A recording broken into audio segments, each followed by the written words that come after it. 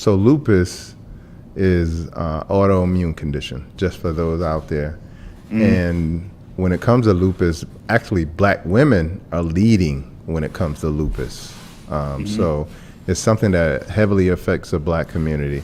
And what lupus is basically, think about this. When you have an autoimmune condition, it means that the immune system, autoimmune, is attacking you, yourself. Exactly. Okay? And so in this case, the autoimmune system is attacking the blood. Okay? That's what lupus is. Okay? It's specific to the blood. If it was MS, multiple sclerosis, it would be attacking the brain and nervous system. You see what I'm saying? If it's arthritis, which is an autoimmune condition, is attacking the joints. Okay? So what happens is the immune system can't recognize the self. All right? Now you got to ask yourself, why is something that is designed to protect you can't recognize you? And what happens is that something gets dysregulated, and that something that gets dysregulated is your gut. Usually most people who have an autoimmune condition, they start off with gut issues. And one of the first things that they'll notice is that they'll have some gut issues in terms of like maybe some runny diarrhea, maybe some constipation, maybe some inflammation in the gut, maybe some allergies. All of a sudden you're getting food allergies that you never had before, okay? And what that's saying is now the gut is leaky, okay? Now typically the gut is together like this, it's interlocked. And the only thing that gets through the gut is vitamins, minerals, amino acids, small particles. But when it gets loose like this, now you're getting big particles to go through. Okay? That's a leaky gut. When you're getting those big particles to go through, on the other side of the gut is the immune system. It's sitting there like with guns blazing, ready to go, because it wants to know anything that foreign that comes in, I'm ready to kill it. If it's a bacteria, it's a virus, I'm ready. But now it's seeing these food particles and it's like, I don't know what that is. So it shoots it, put a tag on it. That tag is like an antigen. It's like, if you come back around here again, it's gonna be some problems. And those problems end up being symptoms, okay? Now for him, those problems are happening in the blood. It can't recognize because something is leaking in the gut. Okay, makes sense? Yeah. All right, so the first thing you gotta do is you gotta fix the gut. You gotta fix the gut, all right? And that means fasting. That means going on a very strict diet, plants only. And you do that for about 2 weeks. Strict diet, plants only, clean out your gut to get all that waste out, to get all the possible parasites, the yeast out. Now what you could do is reset your gut. Now those junctions that were loose now become tight again. But you got to stay away from bread too. Bread is one of the biggest offenders because gluten causes those tight junctions to become loose. That's what gluten does. Okay? So staying away from gluten is going to be helpful as well too. So those are just a few things that I recommend. In terms of like putting on healthy weight, I think after you fix the gut, then it will be easier to put on weight. Because what happens is as long as your gut is unhealthy, your immune system is going to be still going crazy. That's one of the reasons why they put you on something like prednisone, because prednisone is a suppressor to the immune system. Okay? And an anti-inflammatory, but there's a lot of negative side effects with a drug like prednisone. Okay, so Yeah, I experienced what they call, you ever heard of necrosis? yeah, I experienced that because when they started me out, they had me on like 60 milligrams. that's Because a lot. they told me when I came in, they told my wife that I had what they call a kiss of death. And what it was, they admitted me in the UNC right away, and they said my organs were shutting down. Yeah, Wow. And just it's the grace of God. He still got a purpose out here for me. So when I saw Yeah. this video today, I was like, this right here is for me. I need that book, that detox. I want to get on that journey, man. yeah. I want to And do you- live. on your lower legs, do you get the spider veins? No, I've actually haven't had the major symptoms. Like Initially I started doing some research because lupus is very tricky, and Yeah. they say it mimics a lot of other autoimmune diseases and Yep. stuff. And you'll never hear me say that I have it because I'm a Yeah. firm believer in God. So I always tell somebody I deal with it. Yeah. And I'm so initially when I started out on my way to the hospital, I had what they call the butterfly effect, which my Okay. face and my eyes was swole. Yeah.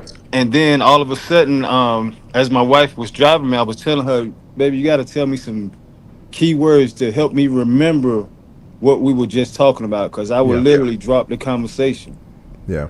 and I couldn't remember exactly, what the sentence that I was just talking about. Yeah. And so after a while, I mean, the more I increased my faith in God, man, I mean, I've been grateful and thankful that I haven't had a lot of the symptoms like a lot of people have had. Have I had some symptoms over time? Yes, because I realized the more I keep my peace around me and not get frustrated and agitated about things, Yeah. the healthier I am. So I believe, if your mind is right, then your body can follow. But I still feel like it's more physical things that I need to do. Yeah. Yeah. So just do those things that I recommended, brother. Start there. Man, glad you came up on here. I know this ain't something that you typically do, but I'm glad you came up on here and spoke to us here today because there's probably a lot of people with that same issue Yeah. that you just freed today. So much love to you, brother. Much respect, man. Absolutely. And man, Hotline bling. You gonna do one more? I got an issue back here that's like, listen, I've been waiting this whole damn time to listen. Yeah. I said that was my last one, but I'm gonna open it up just for you because I know that you want to be up here. So what's up with you, sweetheart? Can you hear me? We can hear you. Lolo. Go ahead. All right, Lolo, give me your age and thank you. location. Okay, my name is Lorraine. I'm 59. I live in Atlanta. Okay, And- shout All out right. to you. What's your question? I know he probably going to say, okay, Dr. Bobby, Mm-hmm. is it possible to reverse menopause Well, to have a child? Because I don't have any children. Gotcha. Well, I mean, that's it's a different answer for everybody who asks me that, because Okay. you got to ask yourself, where are you in the process? That's gonna play a role as well too. You gotta, and the thing is, you're going against Mother Nature, because what I can tell you is that just recently there was a lady, I believe in either Angola or Uganda, who had a child at 63. Oh my God. I know I've been seeing that on social media for the last few years. Once I went through menopause, like, dang, I ain't even married. I ain't had no kids yet or nothing, Right. Yeah. So And I'm not going to be the person to tell you that it's not possible. What I will tell you is that it's an uphill battle when you're trying to go against Mother Nature. But what I will say is that when you can get the body in its optimal condition and you can make sure that it's clean as possible, all the waste is out of it, the body is flowing and circulating, and the hormones are balanced, then at that point, then a judgment call could be made. That's the most important thing. You can't really make a judgment call until you get to that state. And so I just think it's really important to get all factors in place. And that means that correcting all deficiencies, getting rid of all toxicity, exercising and moving as much as possible, getting enough sunlight, and making sure that you're not stressed. All of those things play a very key role. okay, that's fine, because at this point I'm not. It's just something that I think about because it didn't happen, but Yeah. I can live without kids. I got plenty of nieces and nephews. It's just I was just curious. It comes to my mind every now and then. I'm like, Yeah. well, whatever. Yeah, of course. And like I said, like I can't really answer specifically for you. Okay, But that's cool. That's cool. I would say, like, the beautiful thing is that all of those things that I just mentioned, it's a journey. And the beautiful thing about it is, if you don't get to reverse the menopause, the beautiful thing is that you get to be healthier. Yes, I'm pretty healthy. I did your detox in September, and I Okay. was a nutritional medicine specialist when I was in the Air Force. So a Gotcha. lot of stuff, like the lady said, I just kind of started going to the bathroom more, Yeah. you know, and I realized that what you say common about constipation, I'm like, okay, I ain't Yeah. never had these many bowel movements before, but so I'm cool. I'm good. So Thank look, you. much love to you, Lorraine. Thank you for coming up, okay? All right, bye-bye. All right, bye. And we got it. Ryan, Yeah. is it time? We just had a super chat come in. I thought this was a really good question. We got Shanice in the background, Ty. She like, yo, you gonna leave me hanging in here? We got this question from Diana De La Trinidad. Dr. Bobby Price, I've had pancreatitis twice, and because of this, hold on. Reading Rainbow. I have to be mindful. First about off, what I help put in my me out. body. Yeah, hold I know on. the- Diana De La Trinidad, Dr. Bobby Price, I've had pancreatitis twice, and because of this, I have to be mindful about what I put in my body. I know the foods I'm not supposed to eat, but is there anything you suggest having on my diet daily, regularly? Okay. Well, I want to make sure you know what you're not supposed to eat. So anything with the pancreas is the primary gland that secretes insulin. Okay. And so that's a very, very important gland because we're essentially most of what we eat is glucose based. Okay. And so making sure that if you do eat carbs, you want to eat healthy carbs, and healthy carbs are fruits, vegetables. All right. The pastas, the breads, I'm just trying to tell you, like, when you're looking for the devil, That's what they that's two of them. So staying away from those, especially with a condition like pancreatitis.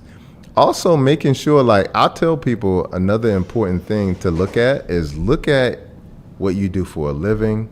Look at your past jobs, places that you've stayed, because a lot of times what could happen is I had a person, we couldn't figure out what was going on with them. And then finally I said, well, let's look at possible, mold, because of where they live.